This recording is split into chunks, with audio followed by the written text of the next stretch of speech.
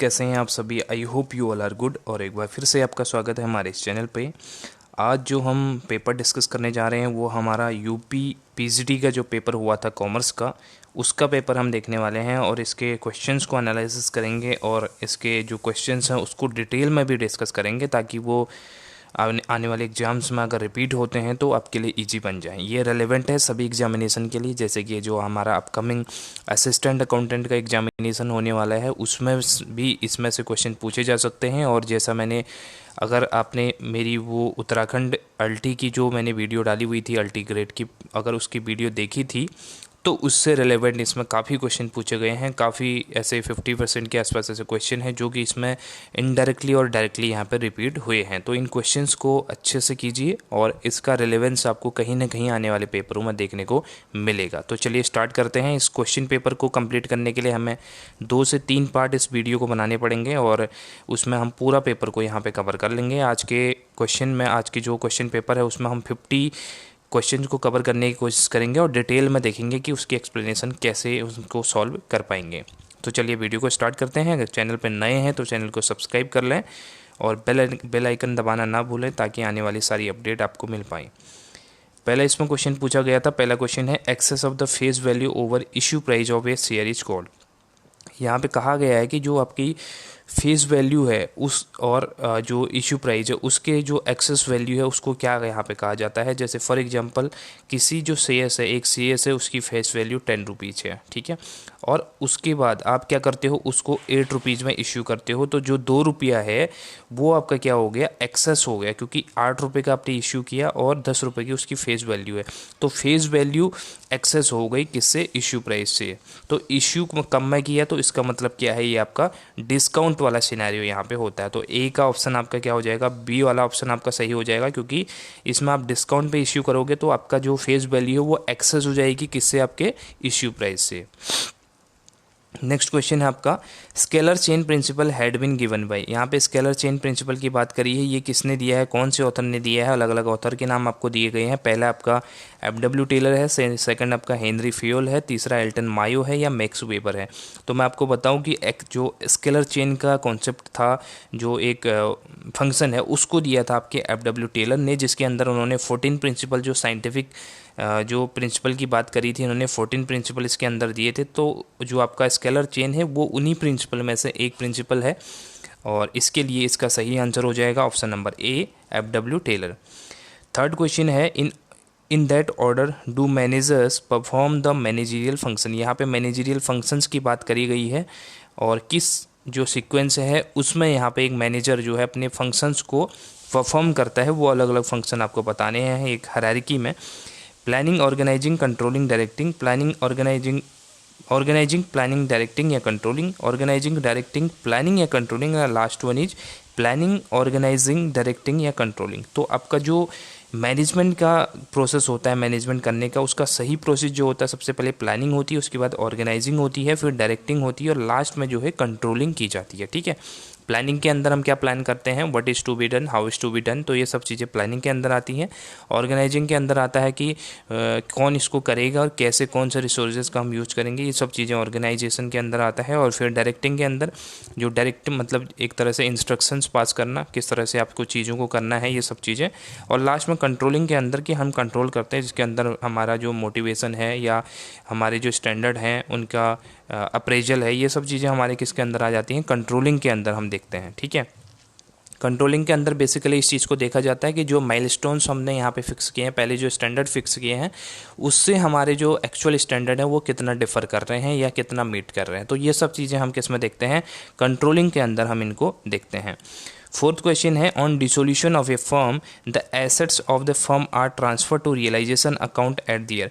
यहाँ पे पूछा है जब भी फर्म का डिसोल्यूशन होता है तो उसमें जो एसेट्स होती हैं फर्म की, उनको रियलाइजेशन अकाउंट में कौन सी वैल्यू पे ट्रांसफ़र किया जाएगा। पहला है आपका बुक वैल्यू पे, मार्केट वैल्यू पे, रियलाइजेबल वैल्यू पे या एग्रीड वैल्यू अमंग पार्टनर्स। तो इसका सही आंसर जो है वो आपका बुक वैल्यू है, क्योंकि जो आपके एसेट्स हैं उनकी बुक वैल्यू पर ही उनको रियलाइजेशन अकाउंट में यहाँ पे ट्रांसफ़र किया जाता है at the time of dissolution of a firm. तो राइट ऑप्शन आपका क्या हो जाएगा, फोर्थ का A option will be your right.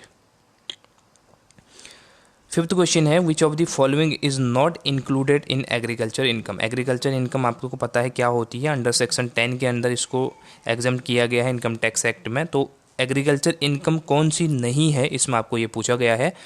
Income from growing flowers, rent of agriculture land for agriculture work, income from purchasing of standing crop, या income from agriculture work. अगर आप ध्यान से देखेंगे तो फर्स्ट इनकम आपकी एग्रीकल्चर इनकम है, क्योंकि आपको ये इनकम ग्रोइंग, आप फ्लावर्स को ग्रो कर रहे हैं, आप एग्रीकल्चर का काम कर रहे हैं, तो surely this will included in agriculture income. B है आपका rent of agriculture land for agriculture work, ये भी आपका एग्रीकल्चर लैंड से जो भी आपका इनकम होता है, the land is being used for agriculture work, तो आपका जो इनकम है वो आपका क्या रहेगा, इसमें एग्रीकल्चर इनकम कंसिडर किया जाएगा। और डी ऑप्शन आप देखेंगे तो इनकम फ्रॉम एग्रीकल्चर वर्क, ये भी आपका एग्रीकल्चर इनकम में इंक्लूडेड किया जाएगा। बट सी ऑप्शन में आपका जो स्टैंडिंग क्रॉप की परचेजिंग है वो आपके एग्रीकल्चर इनकम में इंक्लूडेड नहीं होगा, क्योंकि जो फॉर एग्जांपल फसल आपकी हो गई है तैयार और उसको ख़रीदने के लिए बायर आता है, तो जो बायर फसल खरीदेगा, स्टैंडिंग क्रॉप खरीदेगा, तो उस फसल को उसकी एग्रीकल्चर इनकम नहीं माना जाएगा। तो ऑप्शन नंबर सी आपका सही आंसर हो जाएगा। सिक्स्थ क्वेश्चन है when shares are forfeited share capital account is debited by. ये क्वेश्चन एग्जैक्टली पता नहीं कितनी बार पूछा गया है। लास्ट जो उत्तराखंड एलटी का हुआ था उसमें ये पूछा गया था, एलटी का 2018 में भी इसको पूछा गया था। तो ये क्वेश्चन काफ़ी यहाँ पे फेवरेट क्वेश्चन बन गया है। तो यहाँ पे पूछा है जो शेयर्स को फॉरफिट किया जाता है उसके बाद शेयर कैपिटल अकाउंट को किससे डेबिट किया जाता है, तो ये आपका हो जाएगा, आपका जो कॉल्ड अप अमाउंट होता है शेयर्स का, उससे यहाँ पे इसको डेबिट किया जाएगा। और क्रेडिट किससे किया जाएगा, एक तो आपका फॉरफिट जितना किया उससे से किया जाएगा, और कॉल्स इन एरियर से आपका क्रेडिट किया जाएगा। तो दो चीज़ें आपकी क्रेडिट में आ जाएंगी। इस तरह से इसकी जनरल एंट्री बन जाएगी। सेवंथ क्वेश्चन है according to the Malthusian theory of the population. Malthusian theory of population की यहाँ पे बात करी गई है, तो इसके अकॉर्डिंग कौन सी स्टेटमेंट सही होने वाली है। फर्स्ट स्टेटमेंट बोली है population increase arithmetically, food production increase geometrically, या थर्ड बोला है पॉपुलेशन इंक्रीजेज जियोमेट्रिकली, या बोथ ए एंड बी। तो इसका जो सही आंसर बनता है वो आपका एक ही ऑप्शन करेक्ट है इसमें, वो है ऑप्शन नंबर सी। क्योंकि जो माल्थेशियन थे उन्होंने बोला था कि जो आपकी पॉपुलेशन है वो तो आपकी इंक्रीज करेगी कैसे, जियोमेट्रिकली, बट जो आपकी फूड प्रोडक्शन है, फूड सप्लाई है, वो आपकी अर्थमेटिकली इंक्रीज करेगी। तो यहाँ पे फूड प्रोडक्शन को आपको जियोमेट्रिकली दिखाया गया है, इसलिए ये गलत हो जाता है। और पॉपुलेशन अर्थमेटिकली नहीं होता है, पॉपुलेशन इंक्रीज करेगी जियोमेट्रिकली। अब थोड़ा सा मैं इसका एक्सप्लेनेशन आपको दे देता हूँ कि किस तरह से इसको समझना है।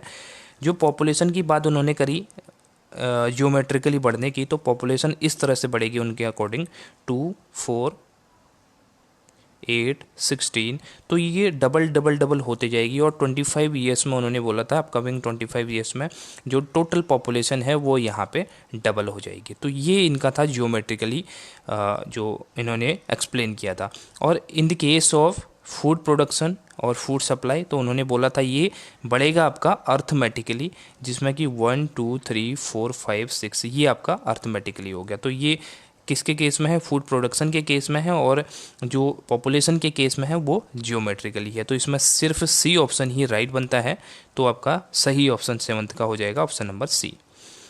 8th क्वेश्चन है with the help of the following information calculate provision for bad debt and doubtful debt. यहाँ पे बात करी है बैड डेट और डाउटफुल डेट को निकालने की, तो आपसे पूछा गया है कि क्या अमाउंट उसका होने वाला है। पहला डेटर्स की अमाउंट दे रखी है ₹3200, bad debt to be return off, इसमें पूरा का पूरा बैड डेट जो है रिटर्न ऑफ कर दिया गया है। दूसरा है डेटर्स एन और ₹8000 एक्सपेक्टेड टू रियलाइज ओनली 70%, यानी कि इसमें 70% गुड डेटर हैं और 30% इसके जो है वो बैड डेटर हैं, यानी कि हमें रियलाइज़ नहीं होने वाला है। डेटर ओ की बात करते हैं तो 6000 एक्सपेक्टेड टू बी रियलाइज, 60% इसमें 6000 का रियलाइज होने की संभावना है, बट 40% आपका जो है बैड डेट हो गया। डेटर्स पी की बात करते हैं तो इसमें 4000 का पूरा जो है वो बैड डेट हो जाएगा। अगर हम इसकी कैलकुलेशन करते हैं, अगर हम इस टोटल को यहाँ पे जोड़ेंगे तो सबसे पहले केस में आपका क्या रहेगा, डेटर एन को देखते हैं, क्योंकि इसमें तो आपका पूरा रिटर्न ऑफ हो चुका है, तो ये केस तो आपका बनेगा नहीं। तो सेकंड केस में हम देखते हैं डेटर एन के केस में, तो 8000 है बट एक्सपेक्टेड कितना है रियलाइज होने का 70%, यानी 30% इसमें बैड डेट हो गया। तो 8000 का अगर आप 30% निकालते हो तो आपके पास निकल के आएगा 2400, ठीक है। उसके बाद सेकंड केस में यहाँ पे 6000 का आपका 60% ही रियलाइजेबल है, बट जो 40% है वो आपका बेड डेट होने की संभावना है। तो अगर आप 6000 का कितना निकालेंगे, 40% निकालेंगे, तो ये भी निकल के आएगा 2400। लास्ट केस में डेटर पी से 4000 का जो है वो पूरा का पूरा अमाउंट जो है रिकवर नहीं होने वाला, यानी कि 4 का 4000 हमारा क्या हो जाएगा, बेड डेट हो जाएगा। तो टोटल हमारा जो आप जोड़ेंगे तो ये निकल के आएगा आपका 8800। तो ऑप्शन नंबर ए आपका सही हो जाएगा इस केस में, क्योंकि इसमें हमें पूछा है बेड एंड डाउटफुल डेट की बात यहाँ पे की गई है। तो जो रियलाइज़ नहीं होने वाला है उसको हम परसेंटेज को कैलकुलेट करेंगे और सभी को यहाँ पे जोड़ देंगे। तो option number A will be your right answer. 9th question की देख लेते हैं। On 31 March 2019 total debtors are 25,000 and bad debts are ₹1000। इस 9th वाली क्वेश्चन को मैं अभी स्किप कर रहा हूँ, इसको मैं नेक्स्ट पार्ट में आपको करवा दूंगा, ठीक है।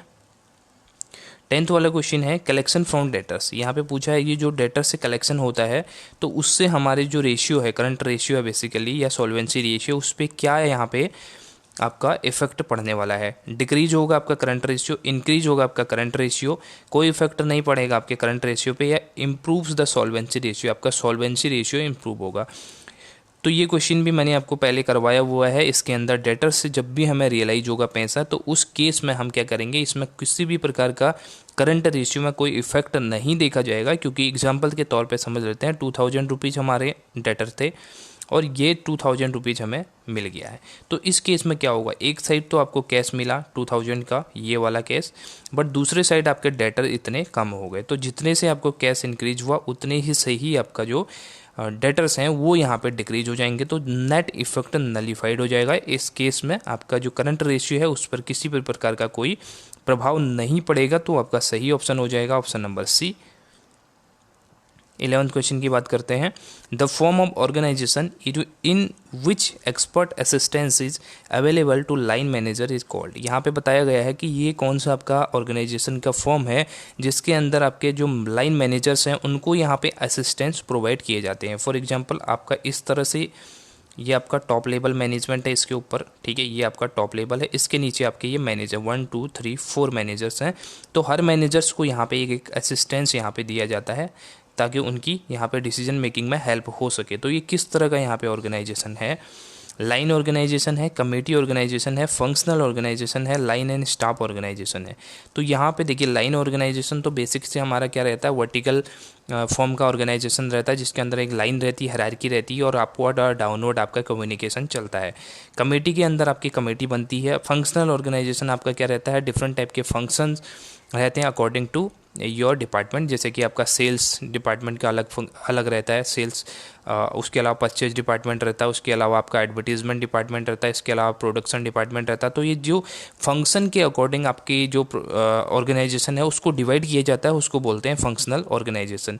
बट जो डी ऑप्शन है लाइन एंड स्टाफ ऑर्गेनाइजेशन, ये आपका सही आंसर है, क्योंकि इसके अंदर आप क्या करते हो, आप अपने स्टाफ को, जो आपका स्टाफ है यानी कि जो आपके मैनेजर्स हैं उनको आप यहाँ पे एक एक जितने भी एक्सपर्ट हैं वो यहाँ पे आप प्रोवाइड करवाते हो। तो ये आपका सही ऑप्शन हो जाएगा ऑप्शन नंबर डी 11th का। 12 वाला है the inventory turnover ratio is. Inventory turnover ratio आपका किस तरह का रेशियो है, ये आपका एक्टिविटी रेशियो यहाँ पे हो जाएगा।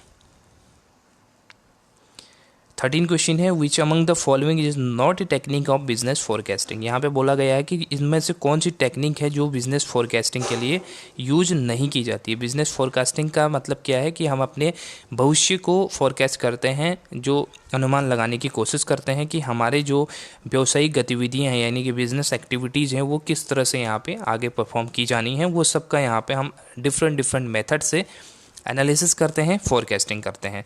तो इसमें पहला ऑप्शन है आपका टाइम सीरीज एनालिसिस है, सेकंड वेरिएंस एनालिसिस है, थर्ड रिग्रेशन है, फोर्थ इनपुट आउटपुट एनालिसिस है। तो इसका जो सही आंसर है वो आपका वेरिएंस एनालिसिस है, क्योंकि वेरिएंस एनालिसिस को हम पढ़ते हैं अपने जो हम कंट्रोलिंग के लिए, जो कि हम स्टैंडर्ड कॉस्टिंग में आपने पढ़ा होगा वेरिएंस एनालिसिस। उसके अंदर हम अलग अलग मटेरियल वेरिएंस एनालिसिस पढ़ते हैं, material cost variance, material price variance, material mix variance, इसी तरह हम लेबर का भी पढ़ते हैं, ठीक है। तो ये जो वेरिएंसेस हैं इनका काम होता है अपने जो हमारा स्टैंडर्ड फिक्स किया गया है, हमारा जो स्टैंडर्ड है उसकी जो कंपैरिजन है वो एक्चुअल के साथ में करना। एक तो हमारे स्टैंडर्ड पहले से फिक्स हैं और जो एक्चुअल में हमने परफॉर्म किया, एक्चुअल में जो हमारा आउटपुट निकला, उन दोनों के बीच में कितना यहाँ पे गैप है, कितना यहाँ पे सिमिलरिटीज़ है, इस चीज़ को कौन मेजर करता है? आपका वेरिएंस एनालिसिस। तो ये वेरिएंस एनालिसिस आपका एक तरह से आपका कंट्रोलिंग का पार्ट हो जाता है और इसलिए यहाँ पे सही ऑप्शन भी आपका ऑप्शन नंबर बी हो जाएगा। टाइम सीरीज के अंदर आप क्या करते हो, डिफरेंट ईयर्स के आप क्या करते हो, एक ट्रेंड देखते हैं आप अलग अलग उसमें, तो ये डिसीजन मेकिंग में आपकी हेल्प करता है। रिग्रेशन एनालिसिस भी इसी तरह से आप डेटा को रिग्रेस करते हो। इनपुट आउटपुट एनालिसिस भी आपका एक तरह से इफ़ेक्ट किस तरह का आपका जो आपका डिमांड है उसका किस तरह से आपके आउटपुट पर इफेक्ट पड़ेगा, तो ये सब चीज़ें आपकी एक तरह से बिजनेस फोरकास्टिंग का पार्ट होती है एक्सेप्ट वेरिएंस एनालिसिस। तो सही ऑप्शन आपका हो जाएगा 13 का ऑप्शन नंबर बी। 14 क्वेश्चन की बात करते हैं। सिक्योरिटी प्रीमियम इज आपका सिक्योरिटी प्रीमियम क्या है? कैपिटल रिसीट है, रेवेन्यू रिसीट है, पर्सनल रिसीट है या करंट लायबिलिटी है? तो आपको पता होगा सिक्योरिटी प्रीमियम किसको बोला जाता है। जब भी हम अपने शेयर्स को किस पे इश्यू करते हैं, हमारे प्रीमियम पे इश्यू करते हैं, तो जो उससे पैसा हमें रिकवर होता है, जो पैसा हमें मिलते हैं, जो हमें रेवेन्यू गेन होता है, उसको हम बोलते हैं सिक्योरिटी प्रीमियम का अमाउंट, और ये हमारा कैपिटल रिसीट नेचर का होता है। ठीक है, 15 वाला क्वेश्चन देखते हैं। ब्रेक इवन पॉइंट, यहाँ पे बीईपी की बात करी गई है, तो ब्रेक इवन पॉइंट कहाँ पे किया जाता है, कहाँ पे वो पॉइंट होता है, क्या चीज़ वो होती है? where total revenue equals total cost, where total revenue equals total fixed cost, where total revenue equals total variable cost, या total revenue exceed the total cost। तो आपका जो ब्रेक इवन पॉइंट होता है वहाँ पे आपका क्या रहता है, टोटल रेवेन्यू आपका टोटल कॉस्ट के बराबर रहता है। तो ऑप्शन नंबर ए आपका सही हो जाएगा, जहाँ पे आपकी टोटल कॉस्ट और टोटल रेवेन्यू आपकी इक्वल हो जाती है। आपको ना तो यहाँ पे प्रॉफिट होता है ना ही आपको लॉस होता है, तो इस कंडीशन को क्या बोला जाता है? Break even point.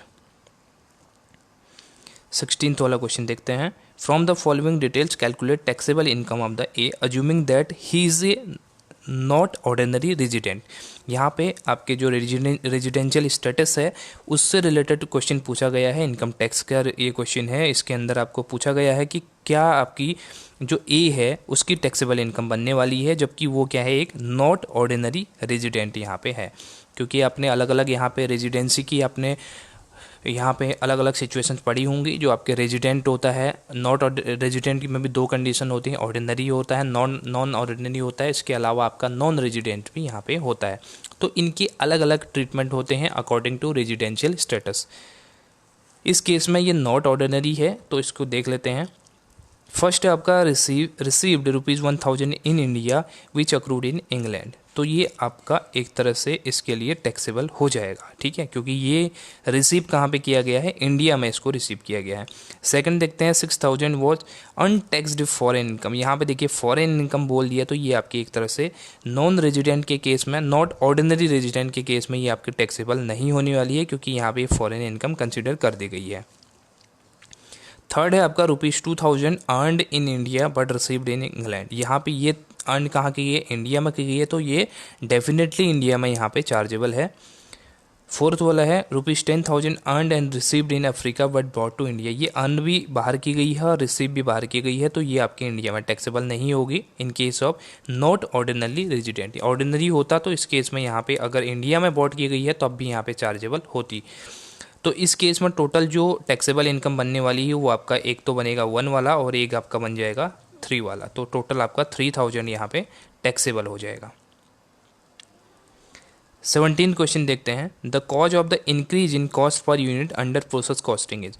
Process costing आपने पढ़ी होगी, जिसमें अलग अलग यहाँ पे प्रोसेस बनती है। प्रोसेस ए का जो आउटपुट होता है वो प्रोसेस बी के लिए इनपुट बन जाता है। तो इस तरह से अलग अलग प्रोसेस से ये गुजरती है, जैसे आपके रिफाइनरी होता है, ठीक है। तो इसमें क्या रहता है कि एक एक प्रोसेस के अंदर जो है आपका अलग अलग आउटपुट निकलता है और फाइनल जो प्रोसेस होता है तब तक प्रोडक्ट बनता है जब तक वो फाइनल प्रोसेस में ना पहुंच जाए। तो इसमें हम क्या करते हैं, एक हमारा अब नॉर्मल वेस्टेज भी देखते हैं, नॉर्मल वेस्टेज भी देखते हैं, नॉर्मल गेन भी देखते हैं, अब नॉर्मल गेन भी देखते हैं।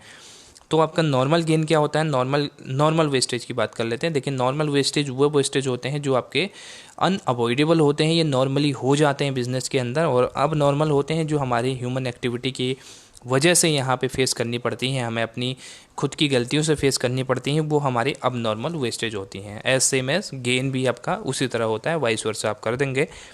तो यहाँ पे क्वेश्चन पूछा है cause of increase in cost per unit. यहाँ पे पूछा है कि प्रोसेस कॉस्टिंग में आपकी इंक्रीज कर जाती है कॉस्ट पर यूनिट, तो इसका क्या रीज़न है यहाँ पे। अब नॉर्मल वेस्टेज है, नॉर्मल वेस्टेज है, अब नॉर्मल गेन है या नॉर्मल गेन है, तो इसका जो सही आंसर बनेगा वो बनेगा नॉर्मल वेस्टेज, क्योंकि हम इसको अवॉइड भी नहीं कर सकते क्योंकि ये नॉर्मली होने ही हैं।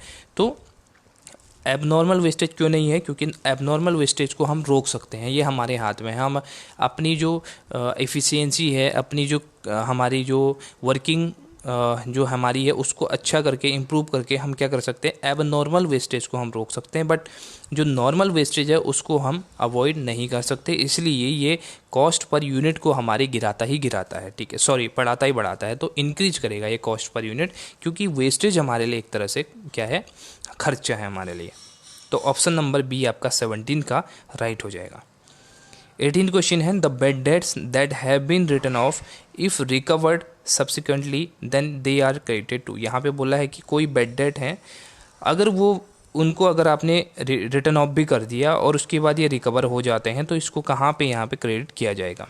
कोई बेड डेट थे आपके, जैसे 10,000 का बेड डेट था, इसको आपने यहाँ पे रिटर्न ऑफ कर दिया, बट ये कुछ टाइम बाद क्या हो गया, आपके लिए रिकवर हो गई, यानी कि आपको वापस ये गुड डेट बन गए। तो इस केस में आप इसका क्या ट्रीटमेंट करेंगे, तो इसको क्या किया जाएगा, आपके क्रेडिट कर देंगे हम प्रॉफिट एंड लॉस अकाउंट के अंदर, क्योंकि हमारी एक तरह से इनडायरेक्ट इनकम हो गई।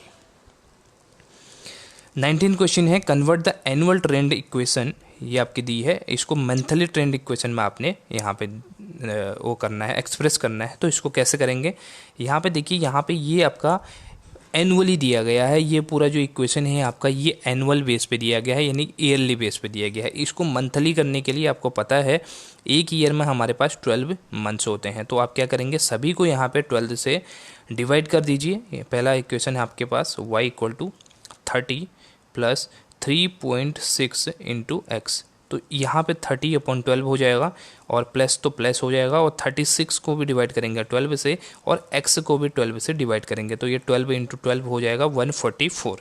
तो अगर आप इसको सॉल्व करते हैं तो आपके पास निकल के आएगा, अगर आप 12 को डिवाइड करते हैं 30 को डिवाइड करते हैं 12 से, तो आपके पास निकल के आता है 2.5, और अगर 144 को डिवाइड करेंगे 36 को आप यहाँ पे डिवाइड करेंगे 3.6 को अगर आप डिवाइड करते हैं 144 से, तो आपके पास निकल के आता है 0.025, और लास्ट में x। तो आपका ये सही ऑप्शन बन जाएगा, कौन सा, option number B, y equal to 2.5 plus 0.025 into x. आपने कुछ करना नहीं है, इसको आप मंथली बेस पे कर रहे हैं तो आप 12 से डिवाइड कर देंगे।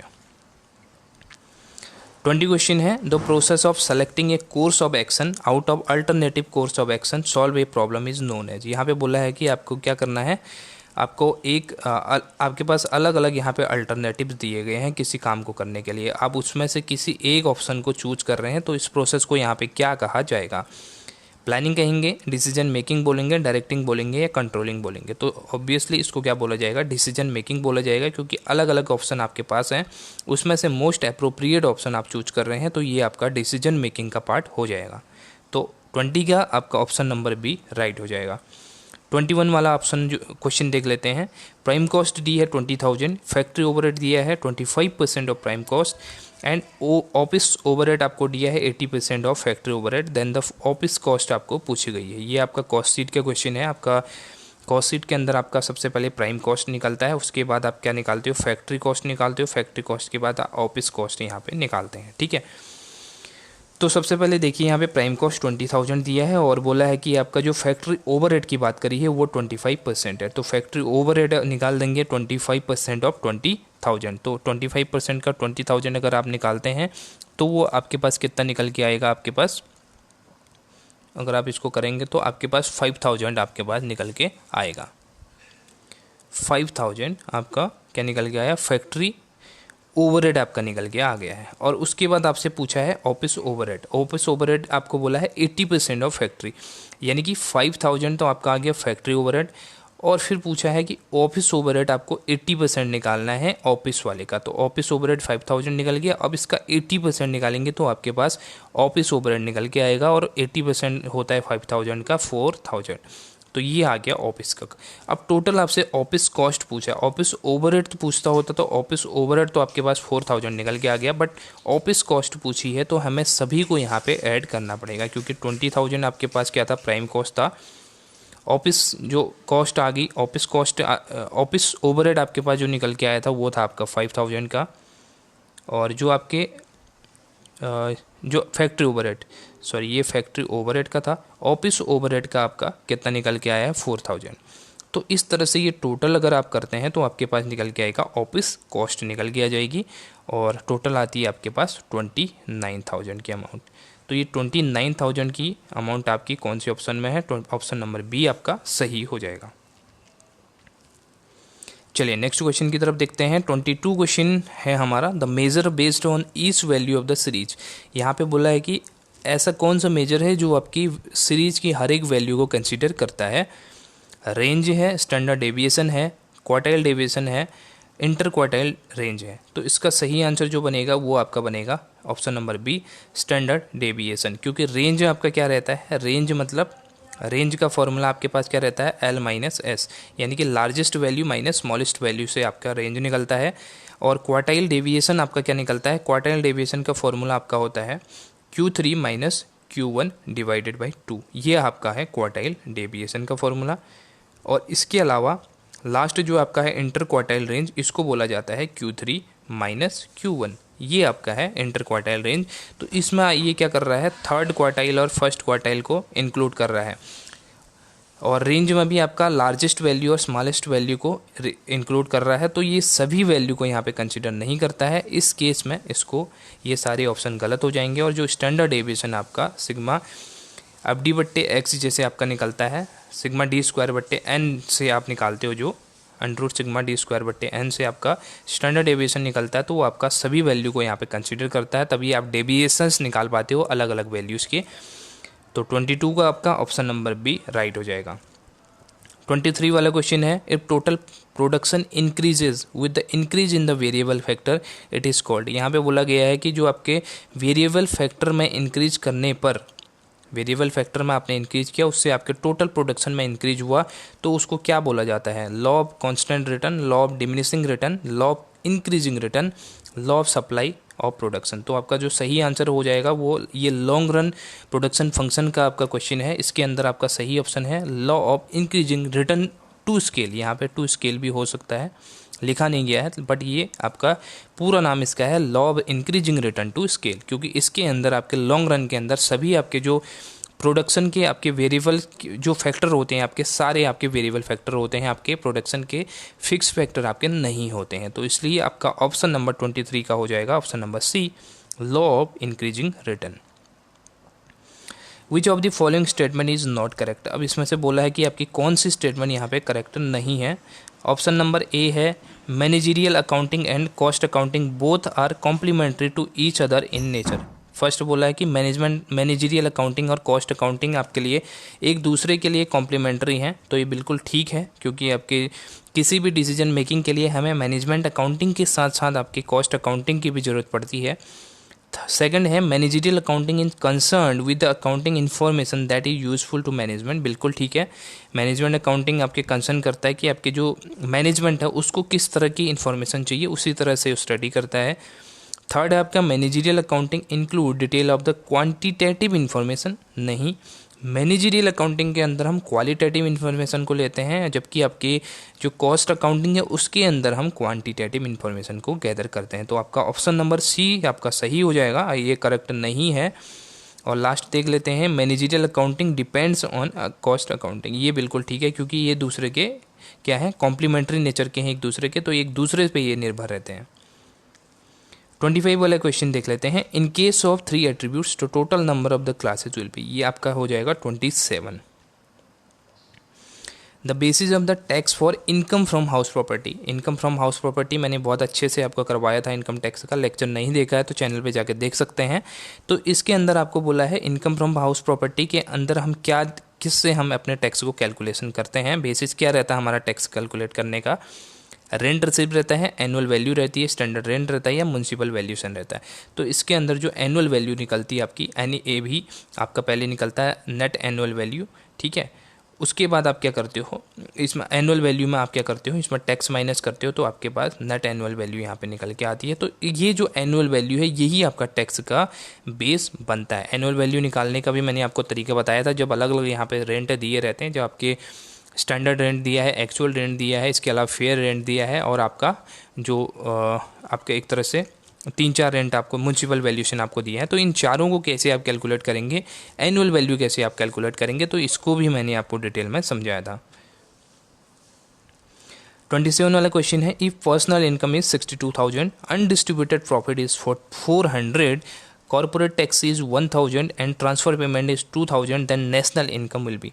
देखिए नेशनल इनकम का हमारा फॉर्मूला क्या रहता है, इसके अंदर हम पर्सनल इनकम को इंक्लूड करेंगे प्लस टैक्सेस को प्लस करेंगे इसके अंदर, ठीक है। उसके अलावा अनडिस्ट्रीब्यूटेड प्रॉफिट जो भी हैं सभी को यहाँ पे हम इंक्लूड करेंगे, प्लस करेंगे, माइनस क्या करेंगे, इसमें से जो गवर्नमेंट के द्वारा किसी प्रकार की कोई सब्सिडी यहाँ पे दी गई है इसको माइनस करेंगे, और माइनस क्या करेंगे यहाँ पे ट्रांसफ़र पेमेंट को माइनस करेंगे। तो ये फॉर्मूला आपका रहता है इसका। इसके अंदर हम इसकी कैलकुलेशन अगर करेंगे तो आपके पास 62,000 तो आपके पास पर्सनल इनकम होती है, और इसमें प्लस करेंगे 400 जो कि आपकी क्या है, अनडिस्ट्रीब्यूटेड प्रॉफिट की अमाउंट है, और उसके बाद कॉर्पोरेट टैक्स 1,000 को भी प्लस करेंगे, और इसमें से माइनस करेंगे ट्रांसफ़र पेमेंट को जो आपका 2,000 रुपये का है, ठीक है।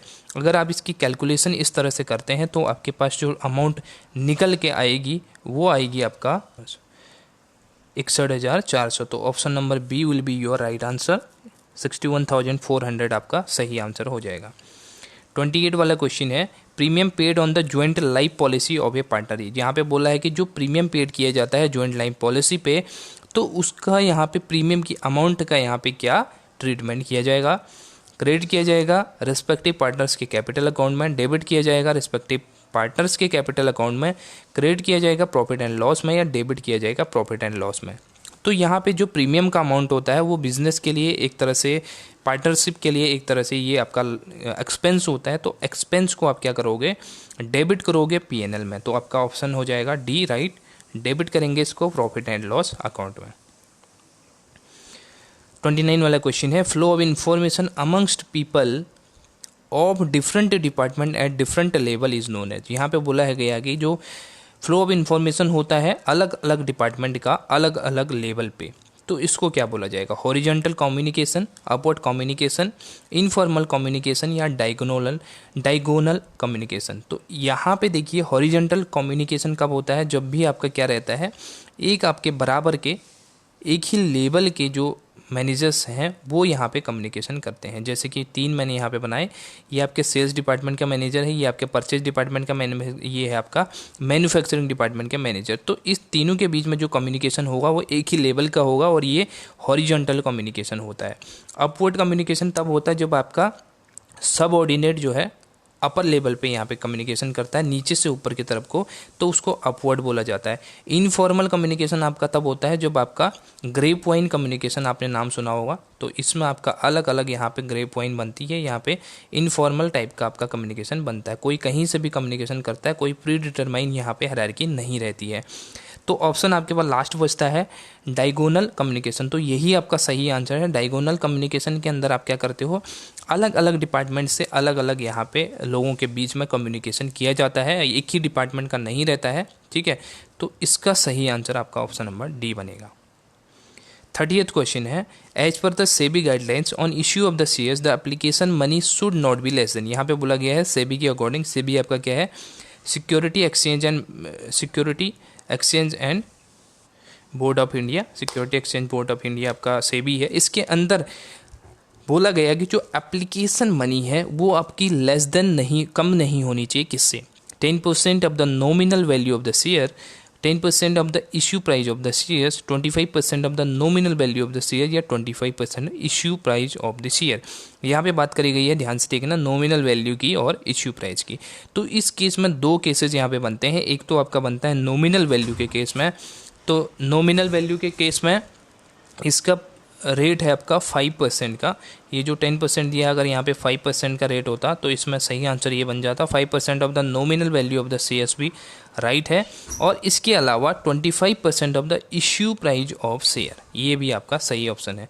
तो इन दोनों में यहाँ पे ऑप्शन नंबर डी सही हो जाएगा, क्योंकि यहाँ पे 10% दे दिया गया है। और जो ऑप्शन नंबर डी है आपका 25% ऑफ इश्यू प्राइस पे 25% है, तो आपका 30th का ऑप्शन नंबर डी राइट हो जाएगा। 31 क्वेश्चन है, who is known as father of scientific management. तो आपको पता है साइंटिफिक मैनेजमेंट का फादर FW टेलर को यहाँ पे बोला जाता है। 32 वाला क्वेश्चन है, the arithmetic mean of A frequency distribution is 5 if each frequency is multiplied by 5 the arithmetic mean will be.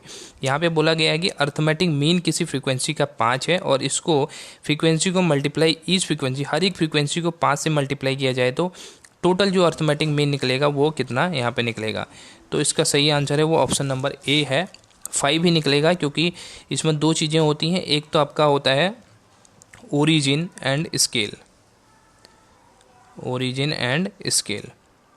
Origin और यहाँ पे अर्थमेटिक मीन जो है उसकी प्रॉपर्टी से ये क्वेश्चन पूछा गया है। अर्थमेटिक मीन हमारा इंडिपेंडेंट ऑफ स्केल होता है बट डिपेंडेंट ऑफ ओरिजिन होता है। इसका क्या मतलब है? ओरिजिन का मतलब होता है जब भी हम किसी वैल्यू में प्लस या माइनस करते हैं तो वो हमारे ओरिजिन के अंदर आता है, बट हम जब मल्टीप्लाई या डिवाइड करते हैं तो हमारे स्केल के अंदर आता है। तो जब भी हम अर्थमेटिक मीन की बात करेंगे तो उसके अंदर आपका ओरिजिन और स्केल में फ़र्क करने पर यहाँ पे कोई डिफरेंस नहीं आएगा। तो यहाँ पे बात करेगी है मल्टीप्लाई करने की, तो आपका जो मीन है वो यहाँ पे 5 ही रहेगा। जो पहले 5 था वो 5 ही रहेगा। अगर प्लस माइनस की अगर बात करते हैं तो इस केस में ये वैल्यू चेंज हो जाएगी। I hope this one is clear. 33 question देखते हैं। एक company can not redeem it's debenture. यहाँ पे बोला गया है कि एक कंपनी अपने डिवेंचर्स को कैसे रिडीम नहीं कर सकती है, कैसे उसका पेमेंट नहीं कर पाएगी। Out of accumulated profit, out of accumulated losses, by purchase of own debenture from market, by conversion of debenture into shares. तो इसका राइट ऑप्शन है ऑप्शन नंबर बी। आपका जो आउट ऑफ अक्यूमुलेटेड लॉसेस है इसके द्वारा कोई भी कंपनी अपने डिवेंचर्स को रिडीम नहीं कर पाएगी। अब अक्यूमुलेटेड प्रॉफिट और अक्यूमुलेटेड लॉसेस क्या होते हैं इसके बारे में थोड़ी सी डिस्कशन करते हैं।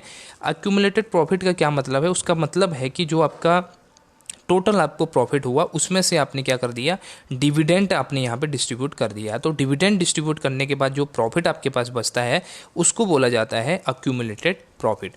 अक्यूमुलेटेड लॉसेस का क्या मतलब है? जो आपने कैरी फॉरवर्ड किया अपने लॉस को, ठीक है, अपने लॉस को आपने पिछले साल के जो आपका लॉस है उसको नेक्स्ट ईयर आपने यहाँ पे एडजस्ट करने की वो की है, कोशिश की है, या आपने कैरी फॉरवर्ड किया है तो उसको अक्यूमुलेटेड लॉसेस यहाँ पे बोला जाता है। तो आपका ऑप्शन नंबर बी आपका सही हो जाएगा।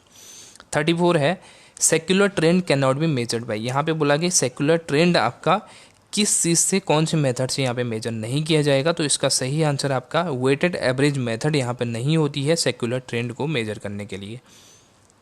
35 है, हाईएस्ट इन फर्स्ट आउट। यहाँ पे हिफो की बात की गई है।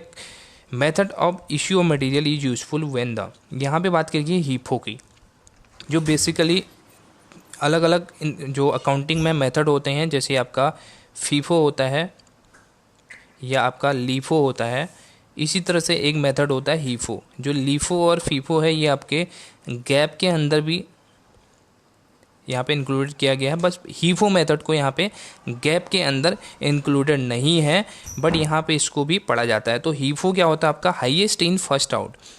तो इस केस में इसको अप्लाई किया जाएगा। तो जब आपके प्राइस जो है मटेरियल के वो फ्लैक्चुएट करेंगे तो उस केस में हीफो मेथड को यहाँ पे कंसीडर किया जाएगा। लीफो कब किया जाता है और फीफो कब किया जाता है, ठीक है, ये दो मेथड हैं।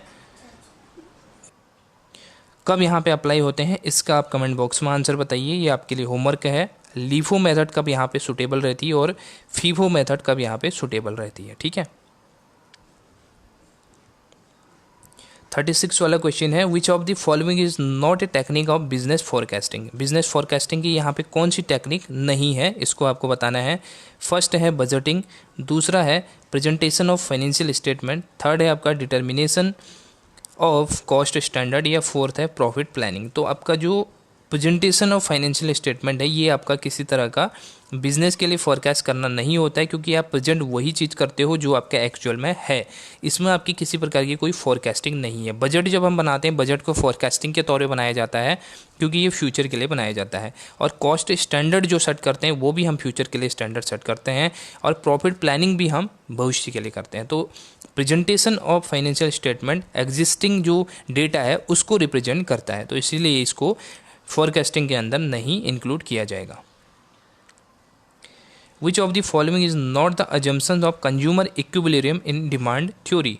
यहाँ पे डिमांड थ्योरी के अंदर कहा गया है कि कौन सी अजम्पशंस नहीं है कंज्यूमर के इक्विलिब्रियम के लिए।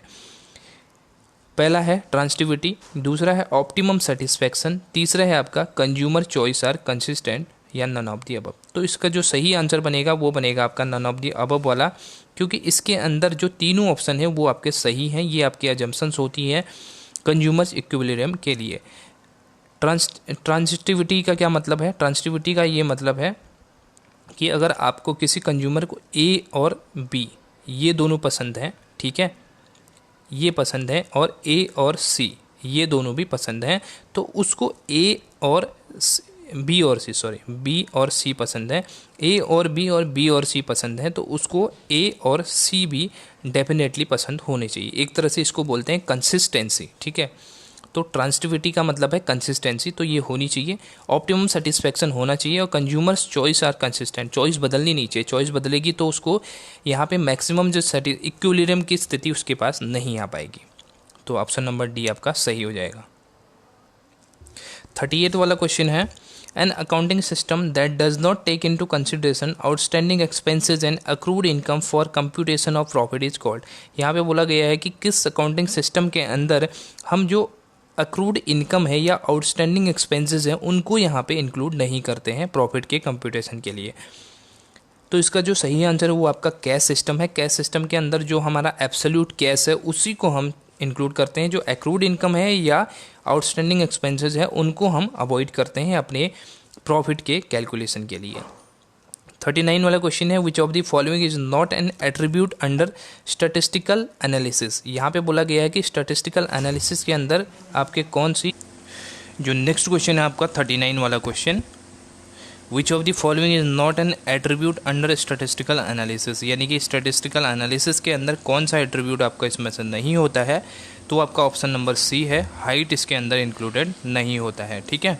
40 वाला क्वेश्चन है, in the absence of an agreement, retiring partner shares in the firm will be purchased by the remaining partners in the। यहाँ पे बोला किसके किस में गया है, ये आपके रिमेनिंग, ये आपके जब रिटायरमेंट के टाइम बोला गया है, जब भी आपका एक पार्टनर यहाँ पे रिटायर कर जाता है तो उसके जो उसका जो शेयर्स है वो रिमेनिंग पार्टनर्स में किस रेशियो में बांटा जाएगा, जब क्या है आपकी पार्टनरशिप, आपकी जो डीड है वो यहाँ पे एब्सेंस है, आपके एग्रीमेंट जो है वो यहाँ पे एब्सेंस रहती है। तो उसके केस में अब ये कैपिटल रेशियो में बांटा जाएगा, प्रॉफिट शेयरिंग रेशियो में, इक्वल रेशियो, या नन ऑफ दी अबव। तो इसका जो सही आंसर है वो आपका है option number B, profit sharing ratio के अंदर इसको डिस्ट्रीब्यूट किया जाएगा। जो भी आपका कोई भी पार्टनर आपका रिटायर हो जाता है तो उस केस में आपका जो गेनिंग रेशियो है, ठीक है, उसको कैलकुलेट किया जाता है, और उसी रेशियो में जो रिटायरिंग पार्टनर है उसका शेयर जो बचे हुए पार्टनर हैं उनमें यहाँ पे डिस्ट्रीब्यूट किया जाता है। 41 वाला क्वेश्चन है, the concept of economic order quantity. Economic order quantity किससे यहाँ पे कंसर्न है? EOQ की यहाँ पे बात की गई है, इकोनॉमिक ऑर्डर क्वांटिटी। इसका फॉर्मूला होता है √2 × U × P divided by S। तो ये इसका फॉर्मूला होता है, जिसके अंदर आपका ये आउटपुट एक तरह से मैनेजमेंट का टूल है ये आपका, ठीक है, इन्वेंट्री मैनेजमेंट का ये टूल है। तो ये किससे एसोसिएटेड है यहाँ पे पूछा गया है? Technique of warehousing of inventory, techniques of inventory control, technique of inventory consumption in production process, या technique of control of wastage of inventory. तो ये आपका है टेक्निक ऑफ इन्वेंट्री कंट्रोल से रिलेटेड ये आपका EOQ इंडेक्स होता है। 42 वाला क्वेश्चन है, डेटर्स यहाँ पे दिए हैं 40,000 के, बिल्स रिसीवेबल आपके पास है 20,000 के। क्रेडिट सेल आपको दी है 2,50,000 की, जिसमें आपसे सेल्स रिटर्न 10,000 की है। बिल्स पेबल 10,000 के हैं। तो आपको पूछा है the average collection period will be, average collection period आपको निकालना है इसमें। तो देखिए एवरेज कलेक्शन पीरियड निकालने के लिए उससे पहले हमें निकालना पड़ता है अकाउंट रिसीवेबल रेशियो, ठीक है, ARR आपको निकालना पड़ता है। अकाउंट रिसीवेबल रेशियो निकालने के लिए आप क्या करते हो, सबसे पहले आप टोटल जो आपके क्रेडिट सेल है वो आप यहाँ पे दिखाते हो ऊपर पे, और नीचे आपके एवरेज डेटर से आप उसको डिवाइड कर देते हो। तो इस केस में आपके पास डेटर्स टोटल हो गए 40,000 के आप डेटर्स हैं और 20,000 के आपके बिल्स रिसीवेबल है। तो टोटल डेटर्स जो हो गए आपके पास 60,000 के आपके पास हो गए हैं। यहाँ पे क्लोजिंग और ओपनिंग बैलेंस नहीं दिया गया है, क्योंकि ओपनिंग और क्लोजिंग दिया होता तो हम उनका दोनों का एवरेज लेके हम करते, बट यहाँ पे सीधे ही आपको डेटर दिया है तो उसकी अमाउंट जो टोटल अमाउंट बनती है उसी को ही हम यहाँ पे कंसिडर करेंगे। तो 2,50,000 आपके यहाँ क्रेडिट सेल थी, जिसमें से 10,000 का जो है सेल्स रिटर्न हो गया। तो जो सेल्स रिटर्न है उसको माइनस करेंगे 2,50,000 में से, तो 2,40,000 आपका नेट जो क्रेडिट सेल है वो यहाँ पे बनती है, ठीक है। ऊपर इसको लिखेंगे, नीचे आपके क्या आ जाएगी टोटल जो आपके डेटर्स हैं यानी कि 60,000। तो आपका अकाउंट रिसीवेबल रेशियो आपके पास कितना निकल के आ गया, आपके पास 4 यहाँ पे निकल के आ गया, ठीक है। उसके बाद ये आपके 4 टाइम्स आपके पास निकल के आ गया। अब आप क्या करते हो, एवरेज कलेक्शन पीरियड, इसको निकालने के लिए आप क्या करोगे, 365 को डिवाइड करोगे एवरेज अकाउंट रिसीवेबल रेशियो से, जितना भी आपका निकल के आया। 365 का मतलब होता है हमारे मंथ्स में हमें निकालना है, तो 12 मंथ्स होता है, और आपके पास 4 निकल के आया था ARR। तो आपको 4 से 12 को आप डिवाइड करेंगे तो 3 मंथ्स आपके पास निकल के आता है क्या, एवरेज कलेक्शन पीरियड, ठीक है। तो इस तरह से इसको कैलकुलेट किया जाता है। तो 3 मंथ्स वाला ऑप्शन आपके पास बी है, तो ये सही आपके पास हो जाएगा, बी ऑप्शन। 43 क्वेश्चन है, the relationship between 2 variables can be expressed in. यहाँ पे बोला गया है जब भी आपके पास 2 वेरिएबल हैं तो उनको किस फॉर्म में हम यहाँ पे एक्सप्रेस कर सकते हैं, रेशियो के फॉर्म में कर सकते हैं, परसेंटेज के फॉर्म में कर सकते हैं, या रेट के फॉर्म में कर सकते हैं, या इनमें से सभी। तो जब भी हमारे पास 2 वेरिएबल हैं उनको हम इन सभी फॉर्म में यहाँ पे एक्सप्रेस कर पाएंगे। जैसे रेशियो के फॉर्म में होगा A/2 या A/2, ठीक है, A/B, सॉरी, ये हो गया। परसेंटेज के फॉर्म में भी कर सकते हैं हम, जैसे 20% ऑफ A, ठीक है, B इज 20% ऑफ A, इस तरह से भी लिख सकते हैं, ठीक। उसके अलावा रेट में भी हम कर सकते हैं, जैसे कि A is the 20% of B। तो इस तरह से हम @ भी यहाँ पे दिखा सकते हैं। तो ये सारे ऑप्शन यहाँ पे सही हो जाते हैं। दोनों को जो 2 वेरिएबल्स हैं, वेरिएबल्स का मतलब है जिनका मान वेरी करता है, जिनका मान बदलते रहता है, जैसे A B C D E F G या कुछ भी आपका XYZ, तो इनको वेरिएबल बोला जाता है। तो इनको सभी यहाँ पे टर्म्स में हम यहाँ पे एक्सप्रेस कर सकते हैं।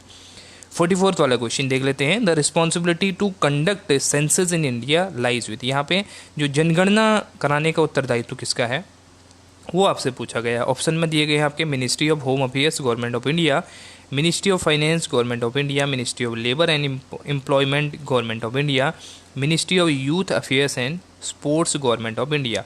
तो यहाँ पे जो ये आपका सेंसस को कंडक्ट कराने का जो जिम्मा होता है वो होता है ministry of home affairs government of India के पास। तो option number A will be your right answer.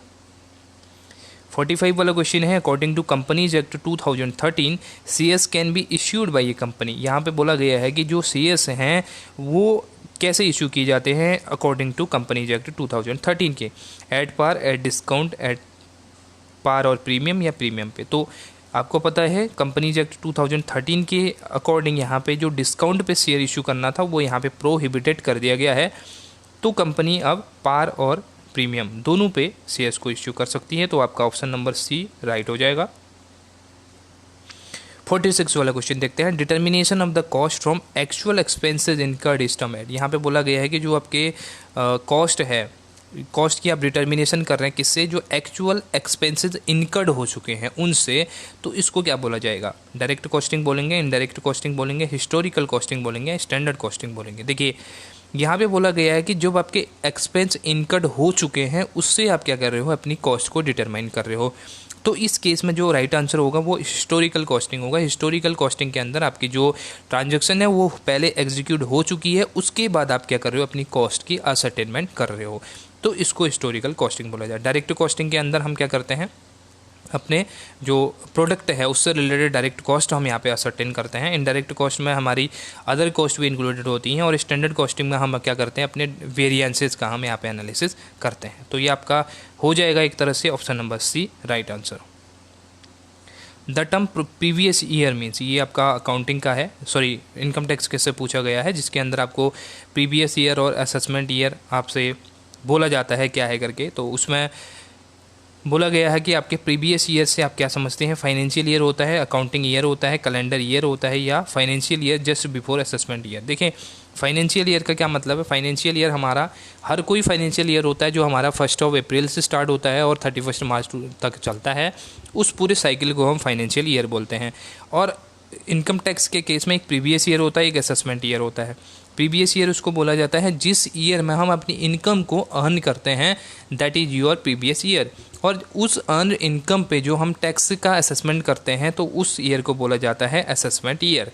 तो यहाँ पे आपसे बोला है प्रीवियस ईयर, प्रीवियस ईयर का क्या मतलब हो जाएगा, financial year just before assessment year. यानी कि असेसमेंट ईयर कौन सा हो गया हमारे लिए, जिस ईयर में हम क्या कर रहे हैं, अपने टैक्स के पेमेंट कर रहे हैं, उससे पहले का जो ईयर है फाइनेंशियल ईयर, वही हमारा प्रीवियस ईयर कहलाता है। ठीक है।